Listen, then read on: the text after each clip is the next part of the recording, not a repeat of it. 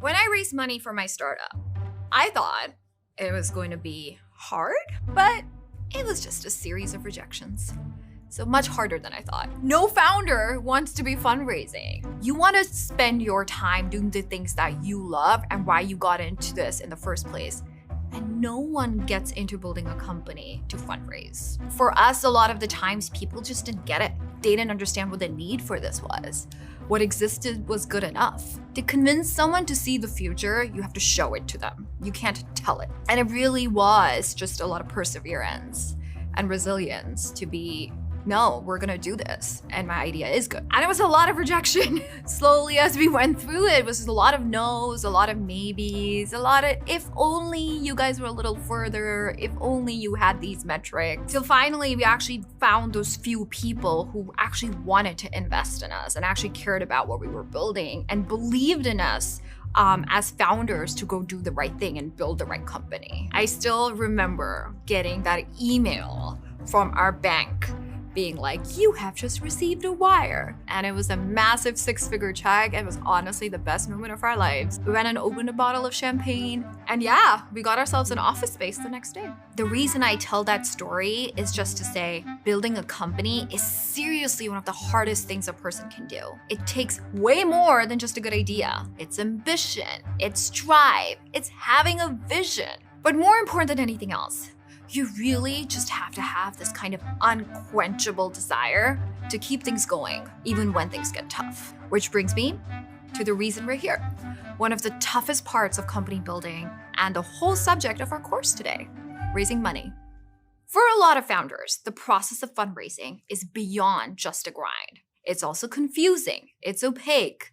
And that's because it's kind of different for everybody, right? Maybe you're in the early days and need a little bit of cash to keep testing out your idea. Or maybe you're a lot further along, getting customers, hiring people, and suddenly you need to raise millions and millions of dollars to unlock that next level. Wherever you're at in the process, trust me, we get it. At Carta, more than 95% of startups use our tools in their fundraising process. So that's just to say we're pretty lucky to work with founders from every walk of life. We have a ton of useful data and insights about what companies raise, when and how they do it, and what kind of scenarios tend to be the most successful. The whole mission is to support you as you build a company of your dreams. So without further ado, let's get into it and talk about the subject of the hour, fundraising. I'm Shibi and I'm a product manager here at Carta. And throughout this course, we're going to help you build a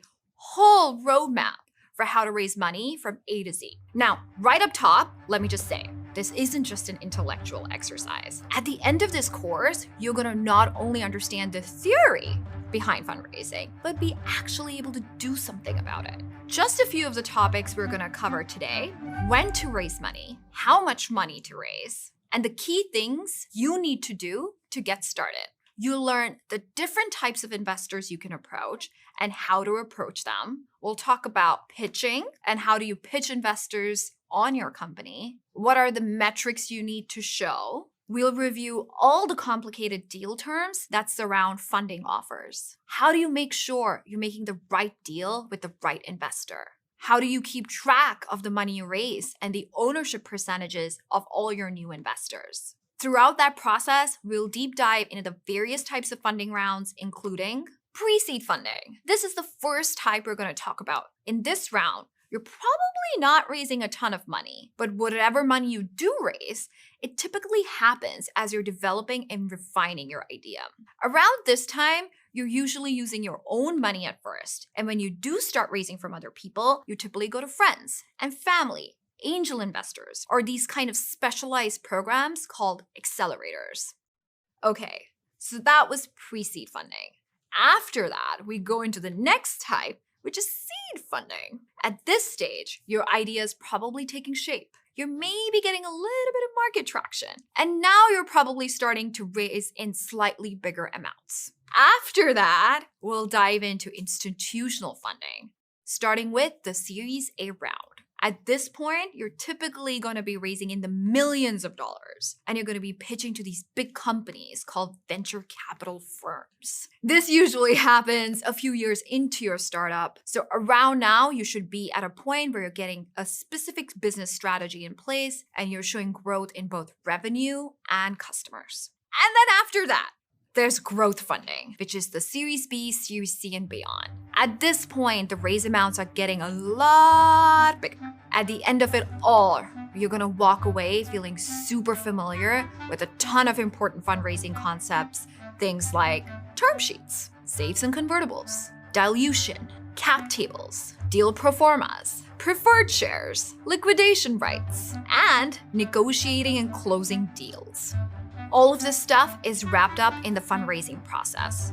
And if some of it isn't familiar to you, do not worry. By the time you're done, you're gonna know it like the back of your hand. So when you're ready, click the button down below and let's get started with the basics of pre-seed funding. Welcome to Carta's Fundraising 101.